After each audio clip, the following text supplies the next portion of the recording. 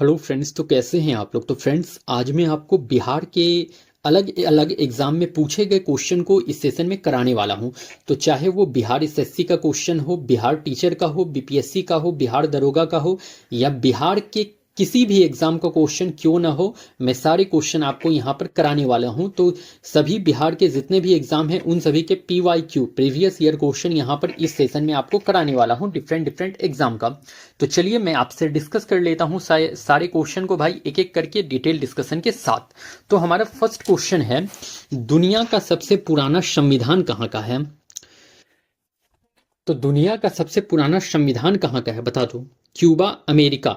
तो भाई अमेरिका का सबसे पुराना संविधान है दुनिया का। और ये कब संविधान ये लिखा गया था भाई, तो 1789 में ये बना था संविधान। ठीक है, 1789 में ये संविधान बना था। अगर दुनिया का सबसे नया संविधान आपसे पूछ ले कि कहाँ का है, तो क्यूबा का है। कहाँ का है, तो क्यूबा याद रख लीजिएगा। दुनिया का सबसे नया संविधान कहाँ का है, तो क्यूबा याद रख लीजिएगा। दुनिया का सबसे नया संविधान क्यूबा का है। और कब ये बना है भाई, तो 2019 में क्यूबा का संविधान बना है। अगर आपसे पूछ ले कि सबसे छोटा संविधान कहाँ है, तो सबसे छोटा संविधान भी आपके अमेरिका का है। सबसे छोटा संविधान, दुनिया का सबसे छोटा संविधान कहाँ का, तो अमेरिका का है। और इसमें केवल 7 आर्टिकल हैं। ठीक है, कितने आर्टिकल है, तो 7 आर्टिकल हैं अमेरिका के संविधान में। भारत की बात करी जाए तो भारत का संविधान सबसे बड़ा संविधान है। सबसे बड़ा संविधान है, सबसे बड़ा संविधान है भारत का। और भारत का संविधान कैसा है भाई, तो ये लिखित संविधान है। कैसा संविधान है, तो लिखित संविधान है, भारत का लिखित संविधान है। और सबसे बड़ा संविधान है भारत का। और इसमें टोटल कितने भाई, तो 395 आर्टिकल थे। जब ये बनाया गया था तो कितने आर्टिकल, तो 395 आर्टिकल इसमें थे। ओके, एंड भारत का संविधान कैसा है, तो लिखित संविधान है, याद रख लीजिएगा। संविधान सभा की पहली अनौपचारिक मांग किसने की, तो संविधान सभा की पहली अनौपचारिक मांग, तो देखो अनौपचारिक मांग पूछा है आपसे, तो अनौपचारिक मांग जो है गांधी जी नहीं, वही बाल गंगाधर तिलक ने पहला अनौपचारिक मांग करा था 1895 में। 1895 में। और किसमें, तो स्वराज विधेयक में मांग करा था। स्वराज विधेयक में। ठीक है, तो स्वराज विधेयक में मांग किया गया था 1895 में बाल गंगाधर तिलक के द्वारा। और कैसा मांग था ये, तो अनौपचारिक मांग है संविधान सभा का। तो संविधान सभा का पहला अनौपचारिक मांग बाल गंगाधर तिलक के द्वारा करा गया था।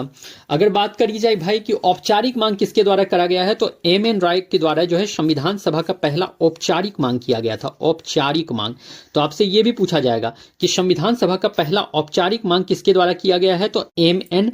रॉय के द्वारा किया गया है औपचारिक मांग 1934 में, 1934 में। और गांधी जी ने भी एक मांग किया था भाई, संविधान सभा का मांग गांधी जी ने भी किया था 1922 में। कब किया था गांधी जी, 1922 में किया था। इन्होंने अपने मैगजीन यंग इंडिया में करा था। यंग इंडिया में करा था। ओके, याद रख लेना है इतनी बातों को आप लोगों को। राजनीति विज्ञान के जनक कौन है, तो राजनीति विज्ञान के जनक अरस्तु, सिकंदर महान। तो भाई अरस्तु हैं, अरस्तु हैं राजनीतिक विज्ञान के जनक कौन है, तो अरस्तु हैं। और भाई सिकंदर महान के गुरु कौन थे, तो सिकंदर महान के गुरु भी अरस्तु हो जाते हैं। सिकंदर महान के गुरु कौन, तो गुरु भी अरस्तु हो जाते हैं। इस बात को भी ध्यान में रख लेना है आप लोगों को। कैबिनेट मिशन प्लान में कितने सदस्य भारत आए थे, तो देखो कैबिनेट मिशन प्लान में जो थे भाई कितने सदस्य भारत आए थे, तो याद रख लेना 3 सदस्य भारत आए थे। कितने सदस्य, तो 3 सदस्य भारत आए थे। और ये कब भारत आए भगवान भाई, तो ये देखो 24 मार्च 1946 को ये भारत आए थे। कब, तो 24 मार्च 1946 को कैबिनेट मिशन प्लान जो है भारत आया था। और इसमें 3 सदस्य भारत आए। कौन कौन सदस्य थे इसमें, तो देख लो सदस्य कौन कौन था। तो पहला तो याद रख लेना Pethick Lawrence, Pethick Lawrence, Pethick Lawrence, A V Alexander and एक याद रख लेना Stafford Cripps, Stafford Cripps, Stafford Cripps याद रख लेना है आप लोगों को। तो कैबिनेट मिशन में 3 member, Pethick Lawrence, A V. Alexander and Stafford Cripps. इसके अध्यक्ष कौन थे कैबिनेट मिशन के, तो पैथिक लॉरेंस कैबिनेट मिशन के अध्यक्ष थे। और कैबिनेट मिशन को भारत किसने भेजा था, तो भाई क्लीमेंट एटली ने भेजा था। कैबिनेट मिशन को भारत किसने भेजा था, तो क्लीमेंट एटली, ब्रिटेन के प्रधानमंत्री थे क्लीमेंट एटली, उन्होंने ही कैबिनेट मिशन को भारत भेजा था। ये कहाँ के थे, तो ब्रिटेन के पीएम क्लीमेंट एटली ने कैबिनेट मिशन को भारत भेजा था। ओके, और ये क्लेमेंट एटली किस पार्टी के, तो लेबर पार्टी के थे। ये भी पूछा जाता है कि क्लेमेंट एटली किस पार्टी के थे, तो भाई ये लेबर पार्टी के क्लेमेंट एटली थे जिन्होंने कैबिनेट मिशन प्लान को भारत भेजा था 24 मार्च 1946 को। ओके, और देखो इसका मेन उद्देश्य क्या था, कैबिनेट मिशन का तो उद्देश्य होगा ना भाई कुछ, इसका मेन उद्देश्य क्या था कैबिनेट मिशन का, तो देखो इसका उद्देश्य आप लोगों को दो याद रख लेना है। एक तो पहला उद्देश्य था कि संविधान सभा बनाना, संविधान सभा बनाना, इसका उद्देश्य क्या था, संविधान सभा बनाना, और दूसरा उद्देश्य था अंतरिम सरकार का गठन करना, अंतरिम सरकार का गठन करना। तो ये बात आप लोगों को, दो उद्देश्य आप लोगों को कैबिनेट मिशन से याद रख लेना है। भारत की संविधान सभा में कितने सदस्य थे, तो संविधान सभा में सदस्य 299 नहीं भाई 389 सदस्य हुआ करते थे। और देखो इसमें से 10 लाख में से ना 10 लाख में से एक जो है सदस्य बनता था, 10 लाख में से 10 लाख जनसंख्या में से कितना, तो एक सदस्य बनेगा संविधान सभा में। यह भी क्वेश्चन आपसे पूछा जाता है कि संविधान सभा में 10 लाख में से कितने सदस्यों को चुना जाता है, तो 10 लाख में से एक सदस्य चुना जाता है संविधान सभा का। ओके, और देखो यहां पर एक बात और बता देता हूं कि भारत और पाक की आजादी के बाद, भारत और पाक जब अलग हुआ तो भारत पाक अलग होने के बाद 299 सीट बचा था संविधान में, ठीक है। तो भारत पाक अलग होने के बाद कितना सीट बचा भाई संविधान सभा में, तो 299 सीट याद रख लीजिएगा। भारत पाक अलग होने के बाद 299 सीट संविधान सभा में बचा हुआ था। ओके फ्रेंड्स, प्रारूप समिति के अध्यक्ष कौन थे, प्रारूप समिति जवाहरलाल नेहरू नहीं, बी.आर. अंबेडकर। प्रारूप समिति, प्रारूप समिति मतलब ड्राफ्टिंग कमेटी की बात करी गई है, ड्राफ्टिंग कमेटी। तो ड्राफ्टिंग कमेटी के भाई पूछ लिया है आपसे कि इसके अध्यक्ष कौन थे, तो ड्राफ्टिंग कमेटी के अध्यक्ष बी.आर. अंबेडकर हो जाते हैं। और प्रारूप समिति को ही मसौदा समिति भी कहा जाता है। मसौदा समिति, ड्राफ्टिंग कमेटी या प्रारूप समिति, तीनों एक ही चीज को कहा जाता है, ठीक है। इसका जो ड्राफ्टिंग कमेटी प्रारूप समिति का गठन हुआ था, कब हुआ था, तो 29 अगस्त 1947 में हुआ था। 29 अगस्त 1947 में गठन हुआ। इसके अध्यक्ष थे बी.आर. अंबेडकर, और इसमें टोटल 7 मेंबर हुआ करता था। टोटल कितने भाई, तो टोटल 7 सदस्य हुआ करते थे। और इनका क्या था, तो कार्य क्या था, तो इनका संविधान का प्रारूप बनाना, क्या काम था, तो संविधान का प्रारूप बनाना इसका मेन कार्य था प्रारूप समिति का। याद रख लीजिएगा आप लोग। अगर आपसे पूछ ले भाई कि संघ संविधान समिति, संघ संविधान समिति और संघ विषय समिति, तो संघ दोनों में संघ है, याद रखिएगा, संघ संविधान समिति और संघ विषय समिति। तो इसके अध्यक्ष कौन थे, तो जवाहरलाल नेहरू, याद रख लीजिएगा। संघ जहां पर भी देखने को मिले संघ संविधान समिति, संघ विषय समिति, तो जवाहरलाल नेहरू आपको याद रख लेना है। अगर आपसे पूछ ले प्रांत संविधान समिति, प्रांत संविधान समिति और प्रांत विषय संविधान समिति, प्रांत संविधान समिति और प्रांत विषय संविधान समिति, प्रांत प्रांत शब्द है दोनों में, प्रांत संविधान समिति और प्रांत विषय संविधान समिति दोनों पूछ ले अगर, तो सरदार पटेल इसके अध्यक्ष हो जाते हैं, सरदार पटेल। ये सब कॉपी में अपने लिख लीजिएगा जरूर, मैं थोड़ा ट्रिक के थ्रू भी बता रहा हूं, तो कॉपी में जरूर लिख लेना आप लोग। अगर आपसे पूछ ले भाई कि मूल अधिकार समिति के सदस्य कौन थे, तो मूल अधिकार समिति के अध्यक्ष जो थे ये भी सरदार पटेल, याद रख लेना है, सरदार पटेल। मूल अधिकार समिति के अध्यक्ष तो सरदार पटेल। अगर आपसे पूछा जाए कि झंडा समिति का अध्यक्ष कौन था, झंडा समिति, तो भाई झंडा समिति का अध्यक्ष राजेंद्र बाबू हो जाते हैं हमारे, डॉक्टर राजेंद्र बाबू, मतलब राजेंद्र प्रसाद हो जाते हैं हमारे झंडा समिति के अध्यक्ष। आदरणीय जो राजेंद्र प्रसाद थे वो हमारे झंडा समिति के अध्यक्ष हो जाते हैं। और अगर झंडा उप समिति पूछ ले कि झंडा उप समिति, तो भाई झंडा उप समिति का कौन हो जाता है अध्यक्ष, तो झंडा उप समिति का जे.बी. कृपलानी, जे.बी. कृपलानी, याद रख लेना है, झंडा उप समिति का अध्यक्ष जे.बी. कृपलानी। ओके फ्रेंड्स, सारे आप लोग कॉपी में जरूर लिख लेना इन सभी बातों को।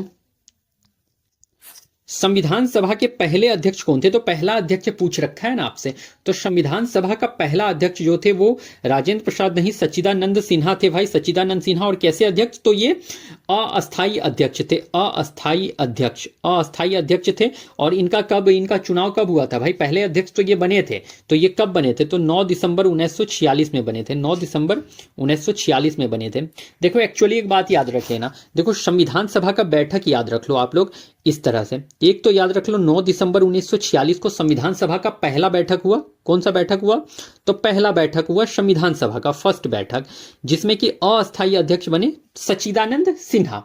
और ये बैठक कहां पर हुआ था आपको पता है, तो बैठक जो हुआ था दिल्ली के सेंट्रल हॉल में हुआ था। कहां, तो दिल्ली के सेंट्रल हॉल में संविधान सभा का बैठक हुआ। और पहला बैठक हुआ 9 दिसंबर 1946, और इसमें जो अस्थायी अध्यक्ष बने वो सच्चिदानंद सिन्हा बने थे, सच्चिदानंद सिन्हा। उसके बाद फिर भाई 11 दिसंबर 1946, फिर 11 दिसंबर 1946 को सेकेंड बैठक हुआ, कहां पर? तो दिल्ली के सेंट्रल हॉल में हुआ फिर से। और यहां पर जो है अस्थाई अध्यक्ष बने राजेंद्र प्रसाद। यहां पर क्या बने?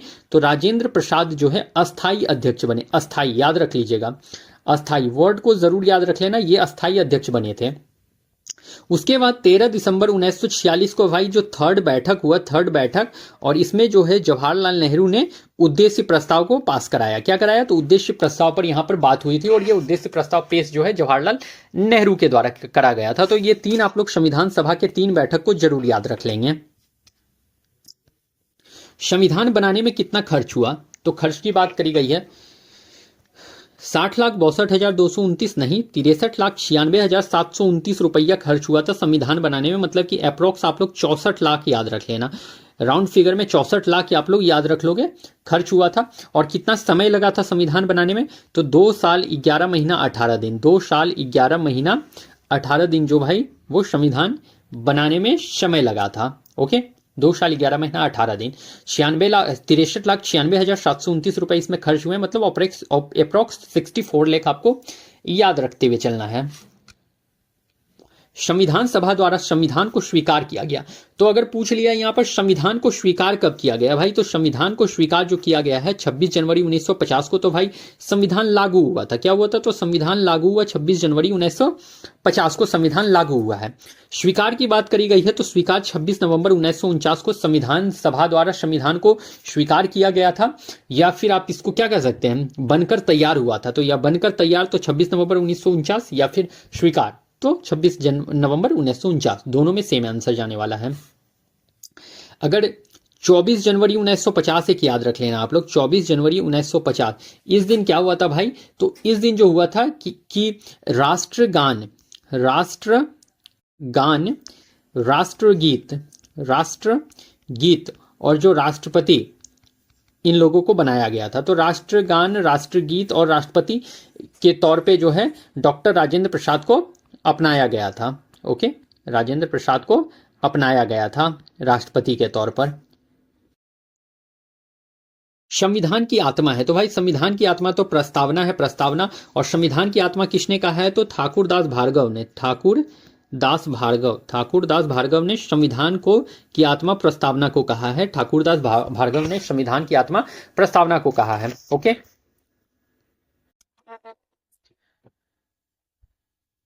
अगर आपसे पूछ ले भाई कि संविधान की आत्मा जो है आर्टिकल 32 को किसने कहा है? आर्टिकल 32 को भी संविधान की आत्मा कहा गया है।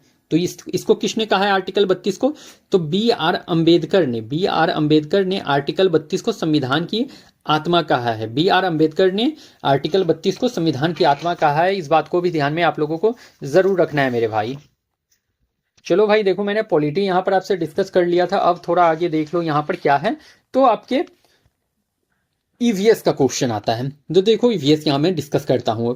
पारिस्थितिकी विज्ञान के जनक कौन है? तो पारिस्थितिकी विज्ञान के जनक, तो भाई पारिस्थितिकी विज्ञान के जनक आपके रामदेव मिश्रा नहीं, ईपी ओडम जो है ये पारिस्थितिकी विज्ञान के जनक हैं। मतलब इकोलॉजी के जनक, इकोलॉजी के जनक कौन है भाई? तो इकोलॉजी के जनक है ईपी ओडम।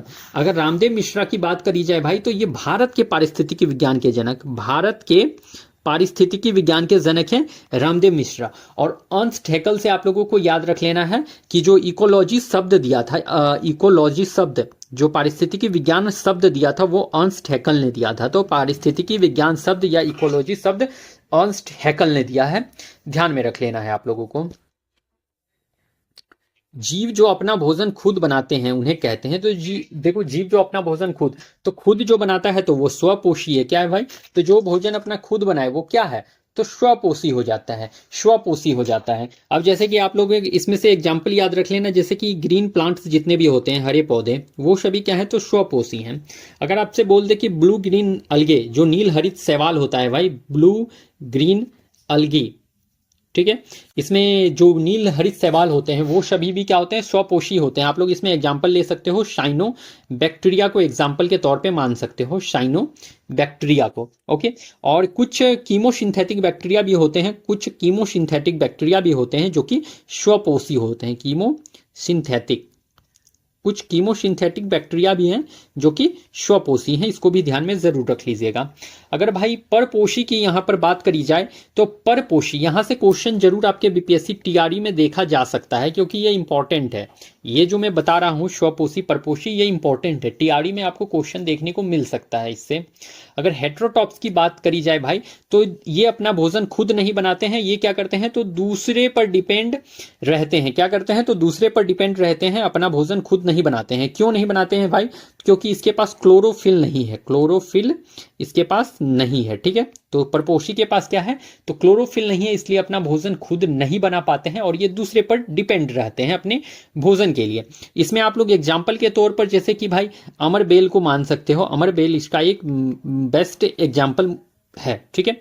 अगर मिश्रित पोषी की बात करी जाए भाई, तो मिश्रित पोषी वैसे जीव होते हैं जिसमें स्वपोषी और परपोषी दोनों का लक्षण हो, मिक्सोट्रॉप्स जिसे कहा जाता है। तो इसमें स्वपोषी और परपोषी दोनों का लक्षण हो, उसे ही मिश्रित पोषी कहा जाता है।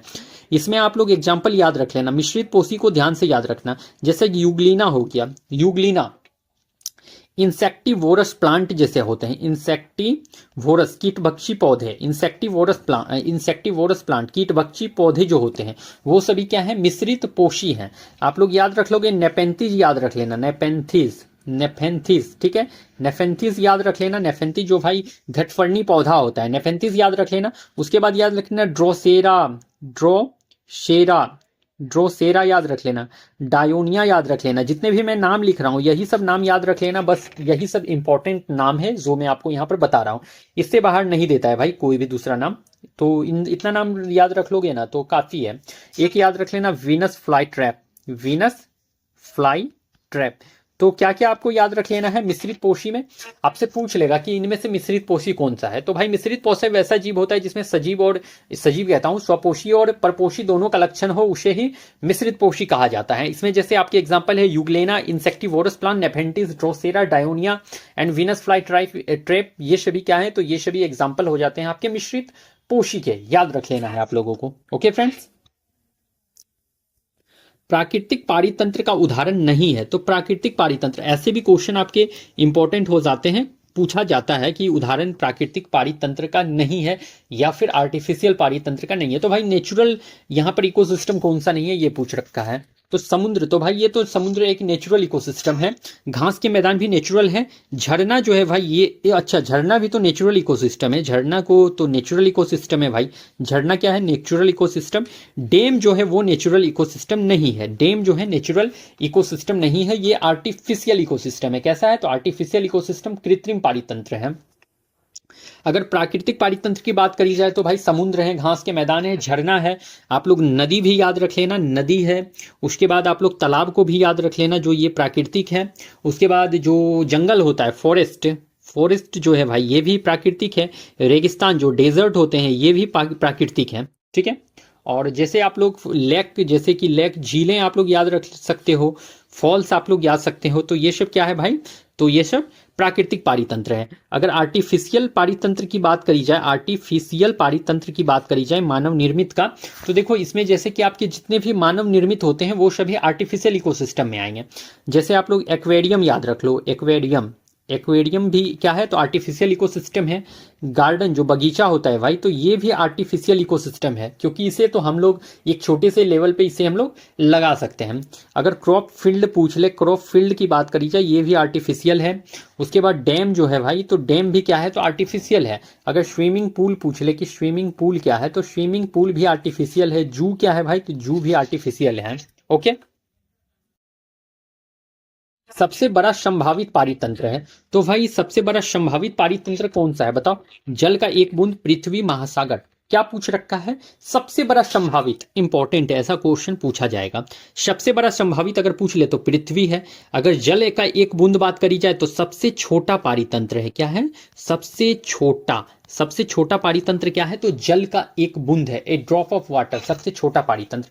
अगर महासागर की बात करी जाए भाई तो ये सबसे बड़ा पारितंत्र है, सबसे बड़ा कहता हूं यार, सबसे स्टेबल पारितंत्र है। क्या है तो सबसे, ये देखो सबसे बड़ा संभावित पारितंत्र क्या है तो पृथ्वी, और सबसे स्टेबल अगर पूछ ले भाई तो सबसे स्टेबल पारितंत्र है आपका महासागर है। सबसे स्टेबल, सबसे स्थिर जो पारितंत्र है वो है आपका ओशियन मतलब कि महासागर हो जाता है, याद रख लीजिएगा। ग्रास होपर किस पोषक स्तर में आते हैं? तो भाई ऐसे भी क्वेश्चन इंपॉर्टेंट है।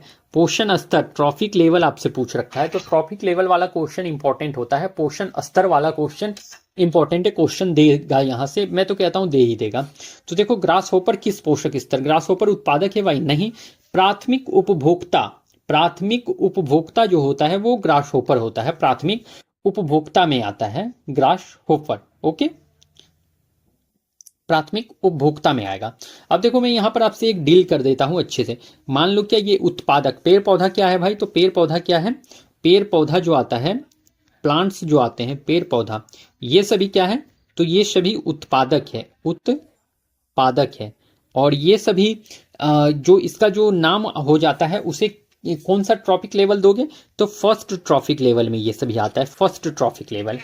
अगर उसके बाद ये बात करी जाए पौधे को कौन खाएगा, तो पौधे को मान लो यहाँ ग्रास होपर है तो ग्रास होपर ही ले लो, ग्रास होपर ले लो। तो ग्रास होपर, पौधा को कौन खाया? Grass hopper. और ग्रास होपर जो है भाई ये कैसा है? तो ये प्राइमरी कंज्यूमर है, प्राथमिक उपभोक्ता।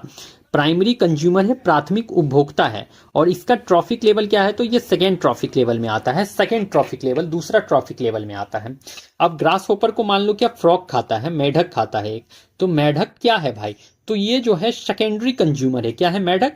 सेकेंडरी कंज्यूमर है, मतलब कि द्वितीयक उपभोक्ता है। और ये किस ट्रॉफिक लेवल में आएगा? तो थर्ड ट्रॉफिक लेवल में आएगा। ओके, एंड अगर मान लो कि फ्रॉग को फिर स्नेक खाता है, सांप खाता है, तो सांप क्या है भाई? तो ये टर्सरी कंज्यूमर है, टर्सरी कंज्यूमर है। और ये किस ट्रॉफिक लेवल में आएगा? तो फोर्थ ट्रॉफिक लेवल में आएगा सांप। तो आई होप कि इतना दूर आपको समझ में आ गया होगा, मैंने ट्रॉफिक लेवल के बारे में आपसे जो डिस्कस करा अभी। तो आप लोग इसको अच्छे से देख लीजिएगा, इंपॉर्टेंट है। दो या दो से अधिक खास श्रृंखला का आपस में जुड़ा होना कहलाता है भाई। तो दो या दो से अधिक खास श्रृंखला का आपस में जुड़ा होना, तो ये खाद्य जाल कहलाता है। दो या दो से अधिक का आपस में जुड़ा होना खाद्य जाल कहलाता है। अगर खाद्य श्रृंखला की बात करी जाए तो भाई क्या होता है कि खाद्य श्रृंखला जो है वो है किसी पर्यावरण में या आवास में जो है जीवों में पोषण संबंध को खाद्य श्रृंखला कहते हैं। क्या कहते हैं? तो किसी पर्यावरण या आवास में जीवों में पोषण के संबंध को खाद्य श्रृंखला कहा जाता है, ध्यान में रख लीजिएगा इसको।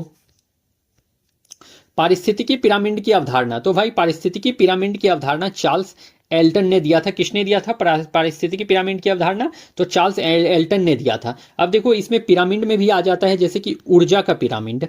ऊर्जा का पिरामिड आपसे पूछ लेता है कि ऊर्जा का पिरामिड जो होगा वो कैसा होगा, सीधा होगा, उल्टा होगा, क्या होगा ऊर्जा का पिरामिड। तो भाई जो ऊर्जा का पिरामिड होता है, और ये भी क्वेश्चन इंपॉर्टेंट है, यहां से भी क्वेश्चन देखने को मिला है, क्वेश्चन आ सकता है टीआरई 4 में। तो भाई ऊर्जा का पिरामिड हमेशा क्या होगा? तो हमेशा सीधा होगा। ऊर्जा का पिरामिड हमेशा क्या होगा? तो हमेशा का हमेशा जो है सीधा होगा ऊर्जा का पिरामिड, याद रख लीजिएगा, ऊर्जा का पिरामिड हमेशा सीधा।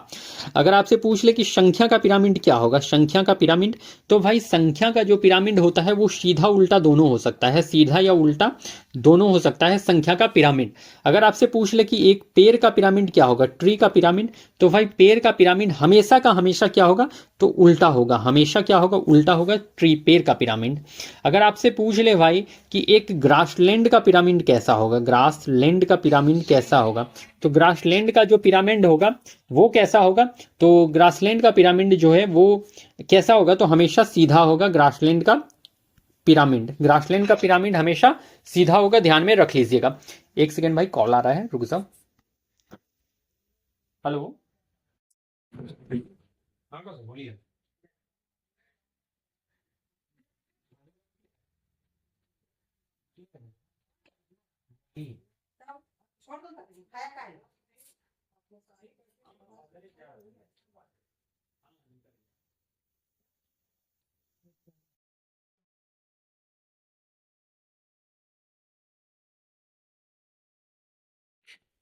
हाँ तो भाई ग्रासलैंड का पिरामिड कैसा?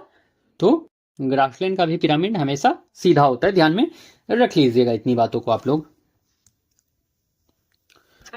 अब देखो यहां पर क्वेश्चन आ गया है आपके ज्योग्राफी का। तो भाई ज्योग्राफी का क्वेश्चन है, और यहां पर है पृथ्वी का सबसे निकटतम तारा। तो पृथ्वी का सबसे निकटतम तारा क्या है? तो सूर्य। तो बिल्कुल करेक्ट है, पृथ्वी का सबसे निकटतम तारा जो है सूर्य है भाई। और इसको जो सूर्य के बारे में बात कर लो तो सूर्य को अपना क्या होता है? तो प्रकाश होता है, लाइट होता है, सूर्य को अपना प्रकाश होता है। अगर बात करी जाए तो पृथ्वी पर ऊर्जा का एकमात्र स्रोत है, ऊर्जा का एकमात्र स्रोत है पृथ्वी पर सूर्य। ठीक है।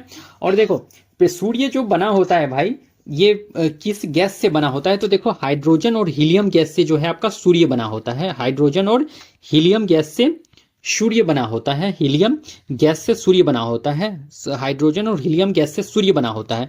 सूर्य क्या है भाई? तो एक पीला तारा है। कैसा तारा है? तो पीला तारा है। ठीक है। और देखो सूर्य का सबसे बाहरी परत को क्या कहते हैं? पूछ सकता है ना आपसे कि सूर्य का सबसे बाहरी परत को क्या कहा जाता है? तो कोरोना कहा जाता है। क्या कहा जाता है? कोरोना कहा जाता है पृथ्वी के सबसे, सूर्य के सबसे बाहरी परत को। अगर आपसे पूछ ले कि सूर्य का सबसे निकटतम तारा कौन है? तो अल्फा सेंचुरी है सूर्य का सबसे निकटतम तारा। अल्फा सेंचुरी सूर्य का सबसे निकटतम तारा, सूर्य का सबसे निकटतम तारा, सबसे निकटतम तारा, निकटतम तारा। तो सूर्य का सबसे निकटतम तारा कौन है? तो अल्फा सेंचुरी। याद रख लेना है आप लोगों को। सबसे चमकीला तारा कौन है भाई? तो साइरस है सबसे चमकीला तारा। ए नंबर ऑप्शन करेक्ट होने वाला है। सबसे चमकीला तारा साइरस, और साइरस को डॉग स्टार भी कहा जाता है। क्या कहा जाता है? तो डॉग स्टार भी कहा जाता है साइरस को।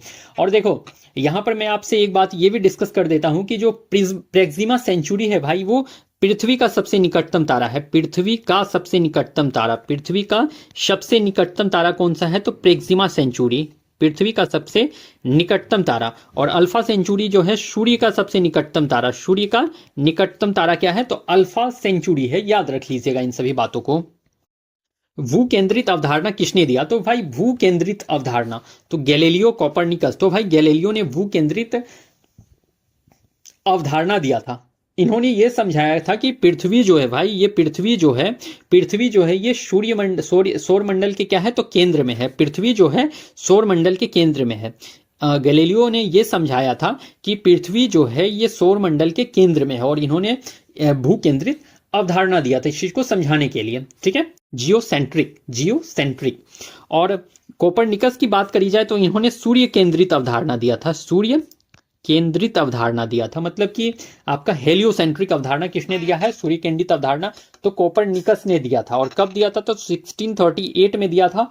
और इन्होंने क्या कहा था? तो भाई इन्होंने कहा था कि सूर्य जो है ये सौर मंडल के केंद्र में है। सूर्य क्या है? तो सूर्य सौर मंडल के केंद्र में है। इन्होंने ये बताया था कि सूर्य जो है वो सौर मंडल के केंद्र में है। और कोपरनिकस से एक बात और याद रख लेना कि इन्होंने सौर मंडल का खोज करा था। सौर मंडल का खोज किसने करा है भाई? तो कोपरनिकस ने करा है सौर मंडल का खोज। याद रख लेना है। चलो अब यहां पॉलिटी का क्वेश्चन आपसे डिस्कस कर लेता हूं। The Indian War of independence नामक पुस्तक, तो भाई क्या पूछा है? इंडियन वॉर ऑफ इंडिपेंडेंस पुस्तक जो है ये किसने लिखा था? तो देखो ये कृष्ण वर्मा तो नहीं भाई, मैडम कामा नहीं, बीजी तिलक नहीं, वीडी सावरकर ने लिखा है इंडियन वॉर ऑफ इंडिपेंडेंस। और कब लिखा है? तो 1909 में लिखा था इस पुस्तक को। 1909 में लिखा गया था Indian War of Independence V D Savarkar के द्वारा। वीडी सावरकर ने ही जो है 1899 में मित्र मेला का गठन किया था। मित्र मेला 1899 में गठन किया।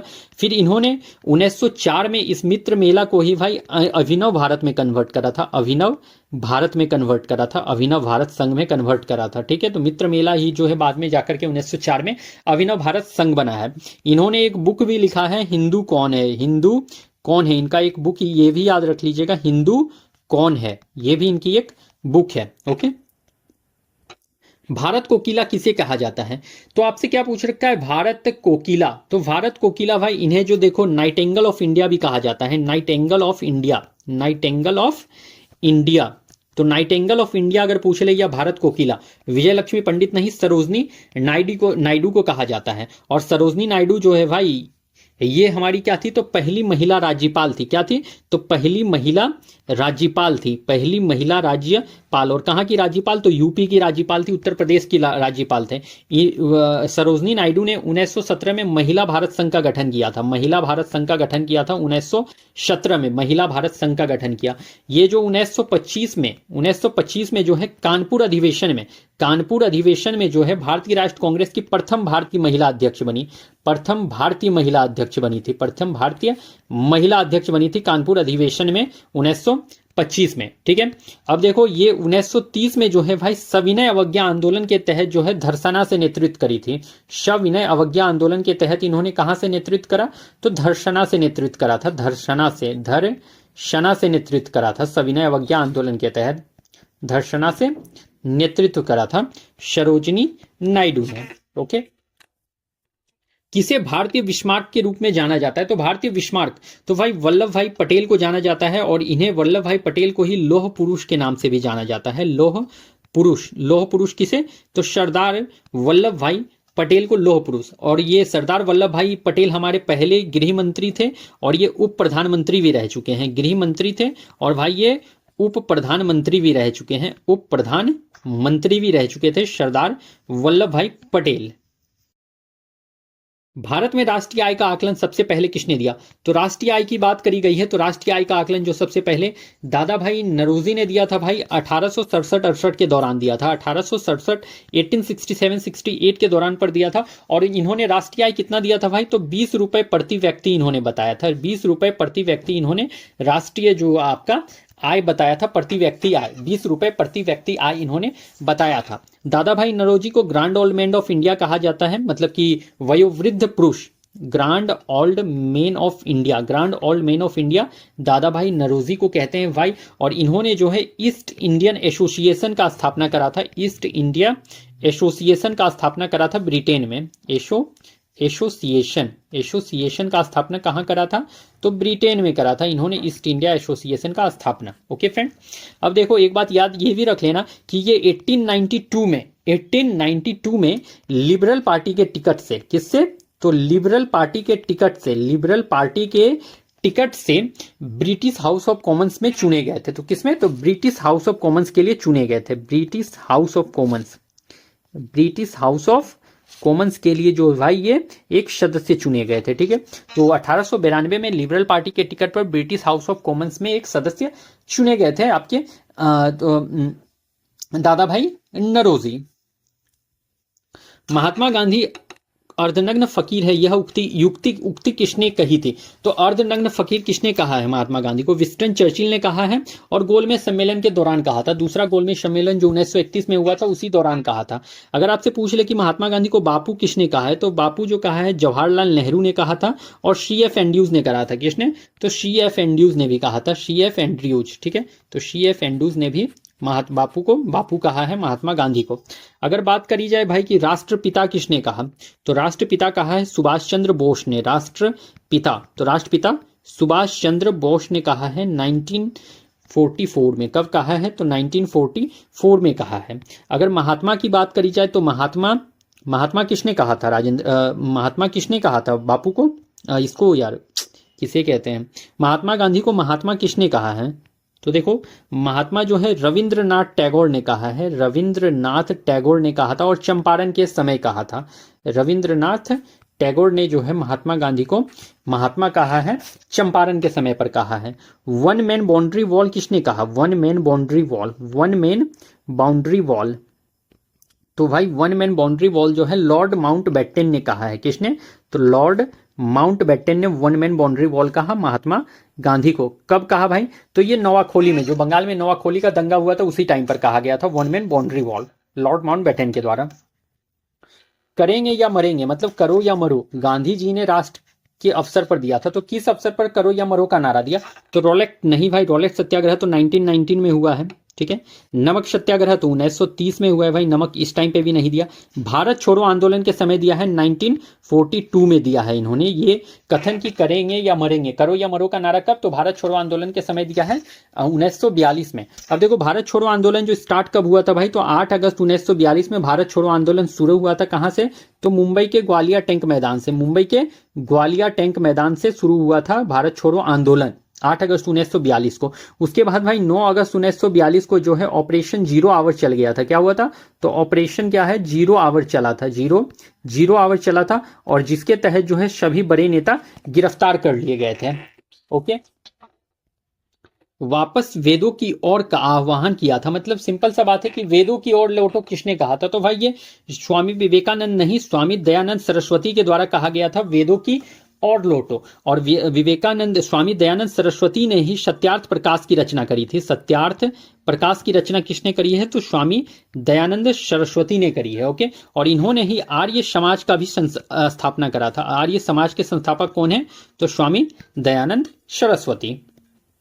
भगवत गीता का अंग्रेजी में अनुवाद करने वाला पहला यूरोपियन। तो भगवत गीता का अंग्रेजी में अनुवाद किसने करा है?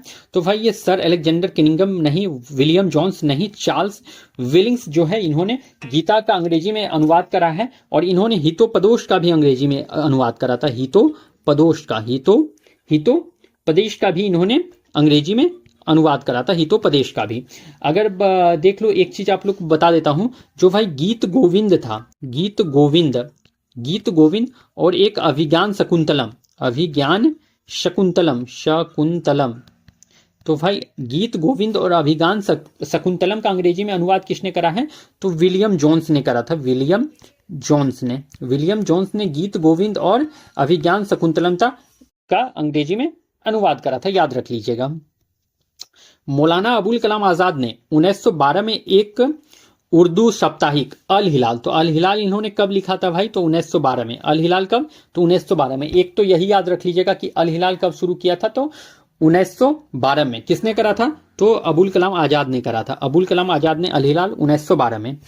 किंतु सरकार द्वारा उस पर प्रतिबंध लगा दिया जाने के बाद अल बलाग की स्थापना की। तो भाई अल बिलाग का स्थापना इन्होंने 1913 में करा था। बट जो भाई अल बिलाग को भी 1916 में प्रतिबंधित कर दिया गया था, प्रतिबंध लगा दिया गया था 1916 में। ओके, देशबंधु की उपाधि किसके साथ संबंधित है? तो देशबंधु भाई सीआर दास चितरंजन दास के साथ संबंधित है। और चितरंजन दास वही शख्स है जिन्होंने गया अधिवेशन की अध्यक्षता करी थी। गया अधिवेशन के अध्यक्ष थे ये चितरंजन दास। कब? तो 1922 में गया अधिवेशन की अध्यक्षता चितरंजन दास ने ही करी है, याद रख लीजिएगा। नेक्स्ट आप लोगों को याद रख लेना है, इन्होंने 1 जनवरी 1923 को जो है भाई स्वराज दल की स्थापना करी। 1 जनवरी 1923 को इलाहाबाद में। कहां पर? तो इलाहाबाद में भाई स्वराज दल की स्थापना इन्होंने करी है। स्वराज दल की स्थापना इन्होंने करी है। स्वराज दल की स्थापना करी है, जिसमें कि अध्यक्ष जो थे आपके सीआर दास थे। अध्यक्ष सीआर दास, चितरंजन दास थे। और सचिव जो थे वो मोतीलाल नेहरू थे। मोतीलाल नेहरू। तो 1 जनवरी 1923 को इलाहाबाद में जो है स्वराज दल की स्थापना की गई, जिसके अध्यक्ष सीआर दास थे और सचिव मोतीलाल नेहरू थे। 1924 में भाई गांधीदास समझौता हुआ था। गांधी जी और आपके चितरंजन दास के बीच में गांधीदास समझौता हुआ था 1924 में। ओके, याद रख लीजिएगा। तो फ्रेंड्स, हमारा आज का सेशन यहाँ पर कंप्लीट होता है। और जितने भी क्वेश्चन मैंने कराए हैं यहाँ पर डिटेल डिस्कशन के साथ कराए हैं, तो आप लोग कंप्लीट सेशन जरूर देखना, बहुत ही ज्यादा बेनिफिशियल हो जाएगा आपके लिए। तो चलो फिर मैं मिलता हूँ कल किसी नेक्स्ट सेशन में। तब तक के लिए आप लोगों को thank you and best of luck.